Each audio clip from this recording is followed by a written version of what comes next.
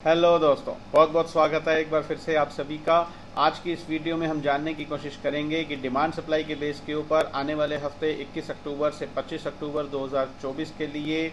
Nifty और bank Nifty में price action study हमें क्या करने को बोलती है। तो आइए सबसे पहले शुरुआत करते हैं निफ्टी की और पिछले हफ्ते के प्राइस एक्शन को पढ़ने की कोशिश करते हैं और आने वाले हफ्ते के लिए प्राइस एक्शन स्टडी हमें क्या करने को बोल रही है उसको समझने की कोशिश करते हैं। तो सीधा चलते हैं चार्ट के ऊपर और निफ्टी के प्राइस एक्शन को देखते हैं। तो ये दोस्तों मैंने आपके सामने खोल रखा है निफ्टी का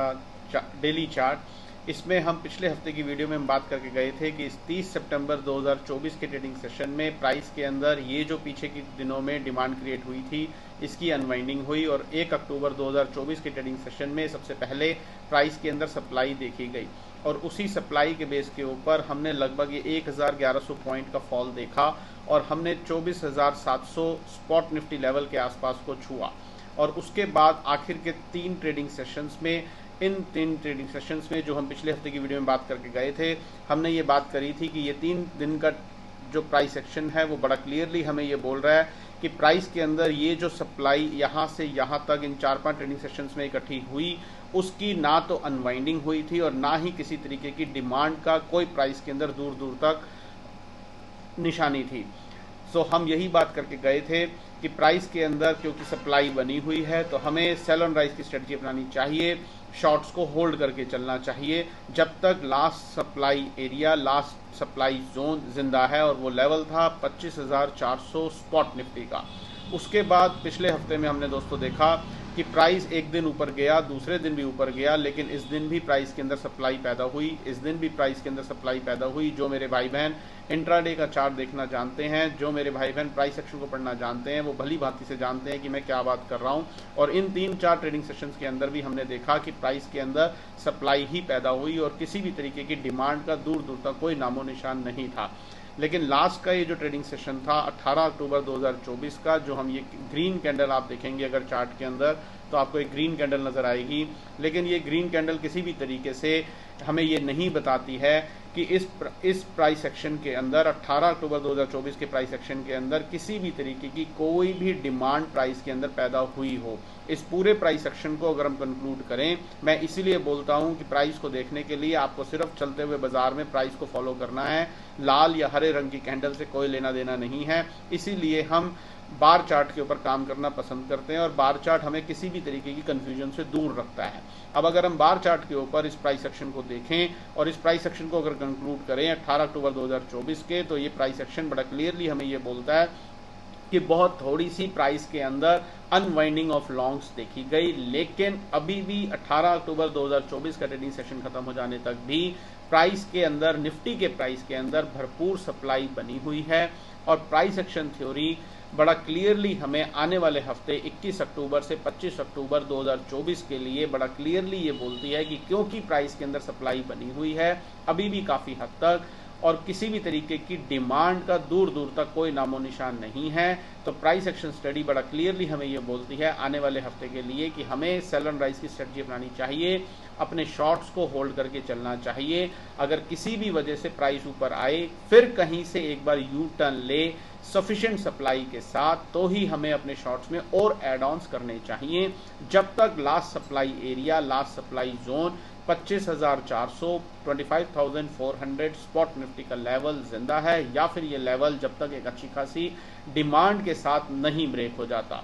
अगर कहीं पर भी निचले लेवल्स पर प्राइस के अंदर कोई डिमांड पैदा होगी, कोई अनवाइंडिंग ऑफ शॉर्ट्स होगी, तो वो दिखेगी चलते हुए बाजार में। बाय ग्रेस ऑफ गॉड हमें वो सब देखना आता है, अकॉर्डिंगली हम अपना कोर्स ऑफ एक्शन करेंगे। लेकिन हाल फिलहाल 18 अक्टूबर 2024 का ट्रेडिंग सेशन खत्म हो जाने तक, जैसा मैंने अभी कहा, प्राइस के अंदर किसी भी तरीके की मेजर अनवाइंडिंग ऑफ शॉर्ट्स या डिमांड का कोई दूर दूर तक नामो निशान नहीं था। तो प्राइस एक्शन स्टडी बड़ा क्लियरली हमें ये बोलती है कि क्योंकि प्राइस के अंदर अभी भी सप्लाई बनी हुई है तो हमें सेल ऑन राइज की स्ट्रेटजी अपनानी चाहिए, शॉर्ट्स को होल्ड करके चलना चाहिए। फिर जब कभी भी प्राइस के अंदर दोबारा से एक बार कोई सप्लाई, फ्रेश सप्लाई पैदा होती हुई दिखे, तो हमें अपने शॉर्ट्स में और एड ऑन्स करने चाहिए जब तक last supply area, last supply zone 25,400 spot Nifty का लेवल जिंदा है। तो ये टोटल कहानी है निफ्टी की। अब बात कर लेते हैं बैंक निफ्टी की। बैंक निफ्टी की बात करने से पहले दोस्तों, पिछले दिनों मेरे पास 1-2 कॉल्स आई जिसमें किसी सज्जन ने मेरे से पूछा कि मैं जो बातें यहाँ पर करता हूँ उसके आधार पर प्राइस एक्शन स्टडी के बेस के ऊपर उन्हें फ्यूचर्स में पोजीशन बनानी चाहिए या कॉल पुट के अंदर पोजीशन बनानी चाहिए। देखिए, ये इस चीज़ का बड़ा सिंपल सा जवाब है कि ये टोटल जो भी डिसीजन लेना है ये आपका अपना डिसीजन है। मैं इस डिसीजन में कोई मदद नहीं कर सकता। आपका पैसा है, आपकी पूंजी है। मैं यहाँ पर सिर्फ आता हूँ प्राइस एक्शन स्टडी के बारे में डिस्कस करने के लिए कि प्राइस एक्शन स्टडी हमें क्या कह रही है, जो कि बिना किसी indicator, oscillator, moving averages, volume या कॉल पुट डाटा के बिना काम करती है। मैं सिर्फ उस चीज़ के बारे में आपको यहाँ पर बताने आता हूँ। उन चीज़ों के बारे में सुनकर, प्राइस एक्शन स्टडी के बारे में जानकर आपको जो भी अपनी ट्रेडिंग कॉल या इन्वेस्टमेंट कॉल लेनी है वो आपका अपना डिसीजन है। उसमें मैं कोई मदद नहीं कर पाऊंगा कि आप फ्यूचर में काम करें या कॉल पुट के अंदर काम करें। हाँ, बीइंग अ टीचर मैं ये ज़रूर कह सकता हूँ कि क्योंकि आपको कॉल पुट की पूरी जानकारी नहीं है, क्योंकि उसके अंदर सिर्फ प्रीमियम होता है, तो मेरा सजेशन एज अ टीचर ये है कि अगर आप प्राइस एक्शन स्टडी के ऊपर काम करते हैं तो आप फ्यूचर्स के अंदर काम करें। ऑप्शंस की अगर आपको नॉलेज नहीं है, कॉल पुट की नॉलेज नहीं है, क्योंकि उसके अंदर सिंपली प्रीमियम होता है उस स्ट्राइक प्राइस का, जिस भी स्ट्राइक प्राइस के ऊपर आप काम कर रहे होते हैं। और अगर मान लीजिए कि कोई प्राइस के अंदर डिमांड क्रिएट हुई, कोई सप्लाई क्रिएट हुई, ज़रूरी नहीं है कि उसके बाद प्राइस, अगर डिमांड क्रिएट हुई है तो धड़ाधड़ बढ़ता ही चला जाएगा, या सप्लाई क्रिएट हुई है तो धड़ाधड़ गिरता ही चला जाएगा। हो सकता है प्राइस 2-4 दिन वहाँ खड़ा हो जाए और उसके बाद गिरे या उसके बाद बढ़े, तो उस दौरान आपकी कॉल या पुट का प्रीमियम डिके होता चला जाएगा, क्योंकि उसके अंदर एक थीटा होता है, टाइम वैल्यू होती है। जब वो खत्म होती चली जाएगी तो अगर आप सही डायरेक्शन में भी हैं तो भी आपका पैसा कम बनेगा या ना के बराबर बनेगा, और कई बार खराब भी हो जाएगा सही डायरेक्शन में होने के बावजूद भी। क्योंकि इसमें भी एक बड़ी साइंस ये है कि अगर डिमांड क्रिएट हुई है और अगर आप ऑप्शन में कॉल ऑप्शन लेकर काम करना चाहते हैं तो कौन से स्ट्राइक प्राइस की, कौन से मंथ की वो कॉल ऑप्शन खरीदनी चाहिए, ये भी एक बहुत बड़ा सीखने वाली चीज़ है जो हम अपने कोर्सेज के अंदर सिखाते हैं। तो अगर आपको वो सेंस नहीं है, अगर आपको वो समझ नहीं है कि कौन से स्ट्राइक प्राइस की कॉल या पुट खरीदनी चाहिए या बेचनी चाहिए, कौन से मंथ की बेचनी चाहिए या खरीदनी चाहिए, तो मेरी गुजारिश ये है कि पहले आप सीखें, कहीं से भी सीखें, और उसके बाद कॉल और पुट ऑप्शंस की तरफ जाएं। अदरवाइज जब तक आपको वो नॉलेज नहीं है तो आप फ्यूचर्स के अंदर काम करें। मेरा as a teacher, as a brother आपको यही एडवाइस है। चलिए अब बात कर लेते हैं बैंक निफ्टी की, और बैंक निफ्टी के चार्ट पर सीधा चलते हैं और जानने की कोशिश करते हैं कि बैंक निफ्टी के अंदर क्या नई डेवलपमेंट्स हुई। तो ये दोस्तों बैंक निफ्टी का चार्ट है आपके सामने। इसमें हम लास्ट वीडियो में अपनी बात करके गए थे कि 30 सितंबर 2024 के ट्रेडिंग सेशन में हमने प्राइस के अंदर सप्लाई देखी सबसे पहले, और उसके बाद 1 अक्टूबर, 3 अक्टूबर, 4 अक्टूबर और 5 अक्टूबर इन सभी ट्रेडिंग सेशंस में कुछ ना कुछ हायर लेवल्स पर सप्लाई देखी गई, और इन्हीं सभी सप्लाई के कारणवश प्राइस के अंदर ये 2-2.5 हज़ार पॉइंट की करेक्शन आई, और फाइनली हमने 50,100-200 स्पॉट निफ्टी लेवल को छुआ। और उसके बाद प्राइस के अंदर ये जो लास्ट के, पिछले हफ्ते के लास्ट के 3 ट्रेडिंग सेशंस थे, इनके अंदर ऐसी कोई भी नई डेवलपमेंट नहीं थी। नई डेवलपमेंट से मेरा मतलब था कि किसी भी तरीके की कोई भी अनवाइंडिंग ऑफ शॉर्ट्स या डिमांड का दूर दूर तक नामो निशान नहीं था। और हम अपनी लास्ट वीडियो में यही बात करके गए थे कि एज पर प्राइस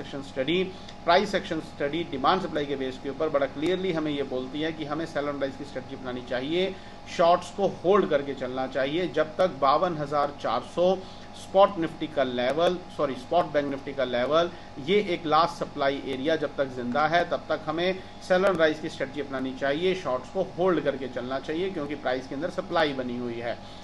अब हमने पिछले हफ्ते के पहले 2-3-4 ट्रेडिंग सेशंस के अंदर लगभग वही काम होते हुए देखा कि हायर लेवल्स पर प्राइस के अंदर सप्लाई क्रिएट हुई और प्राइस नीचे की तरफ चलता हुआ चला गया। लेकिन लास्ट के ट्रेडिंग सेशन में 18 अक्टूबर 2024 के ट्रेडिंग सेशन में हमने देखा कि प्राइस के अंदर ये जो सप्लाई क्रिएट हुई थी, इस पूरी सप्लाई की काफ़ी हद तक अनवाइंडिंग हुई। निफ्टी में जहां पर हमने अभी बात करी कि निफ्टी के अंदर बहुत थोड़ी सी अनवाइंडिंग हुई,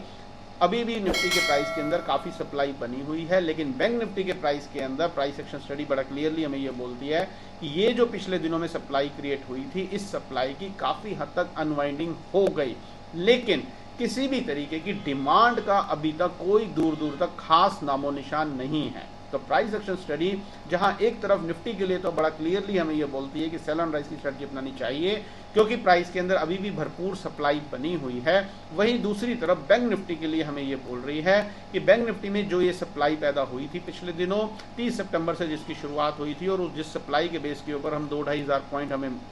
प्राइस ने दिए, वो सप्लाई काफी हद तक 18 अक्टूबर 2024 के ट्रेडिंग सेशन में ये जो राइज आया उसके अंदर अनवाइंडिंग हो गई,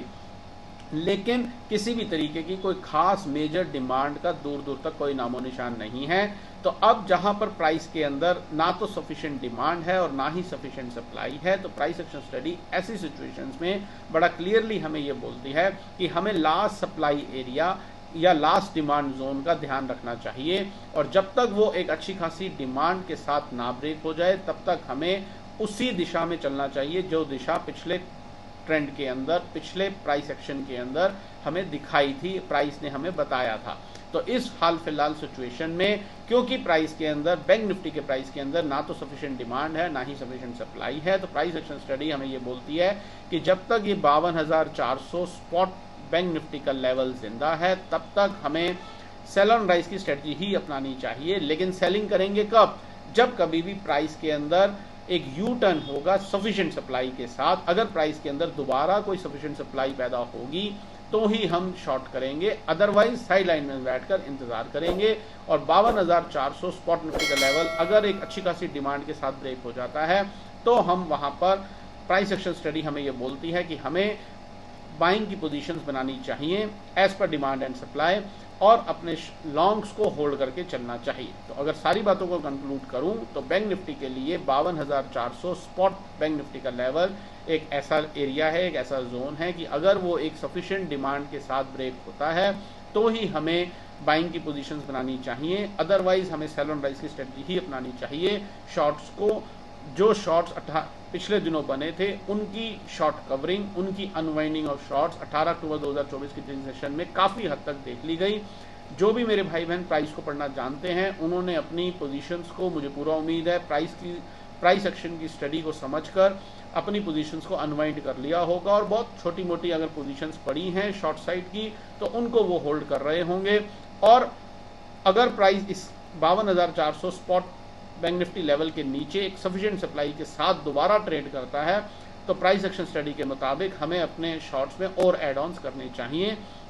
ऐसा प्राइस एक्शन स्टडी हमें बोलती है। सो 52,400 स्पॉट बैंक निफ्टी का लेवल एक ऐसा लेवल है जो हमें दिमाग में रखना है। अगर प्राइस इसके ऊपर एक अच्छी खासी डिमांड के साथ ट्रेड करता है तो हमें बाय ऑन डिप्स की स्ट्रेटजी अपनानी चाहिए और अगर प्राइस इसी लेवल के नीचे एक अच्छी खासी सप्लाई के साथ ट्रेड करता है फिर से एक बार आने वाले हफ्ते में तो हमें सेल ऑन राइज की स्ट्रेटजी अपनानी चाहिए, ऐसा प्राइस एक्शन स्टडी हमें बोलती है। तो ये टोटल कहानी है दोस्तों निफ्टी और बैंक निफ्टी की। उम्मीद करता हूं कि आप सभी को हमारे चैनल के साथ जुड़कर प्राइस एक्शन स्टडी के बारे में काफ़ी कुछ सीखने को मिल रहा होगा और आप सभी का ट्रेडिंग जर्नल तरक्की के रास्ते पर चल रहा होगा। तो वीडियो को लाइक ज़रूर करें, दूसरे लोगों के साथ शेयर करना ना भूलें। यदि आपके कोई सवाल हो तो कमेंट सेक्शन में लिख करके मुझे ज़रूर बताएं। हमारी वीडियोस आपको किस तरीके से हेल्प करती हैं, आपको कैसा हमारा कंटेंट लगता है, ये भी हमें कमेंट सेक्शन में लिख करके ज़रूर बताएं। इससे हमारा मनोबल बढ़ता है और दोबारा मेरी अंदर से इच्छा करती है कि मैं आप लोगों के लिए वीडियोस रेगुलर बेसिस पे बनाऊं। तो चलिए इसी नोट पर आज के इस वीडियो को खत्म करते हैं। अगले हफ्ते आपसे फिर से मुलाकात करेंगे और फिर से जानने की कोशिश करेंगे कि 21 अक्टूबर से 25 अक्टूबर 2024 के ट्रेडिंग सेशंस में,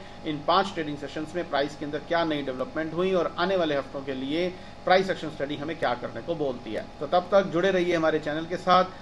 अगले हफ्ते आपसे फिर से मुलाकात होगी। तब तक अपना बहुत बहुत ध्यान रखिए। Stay healthy, stay fine. Thank you very much.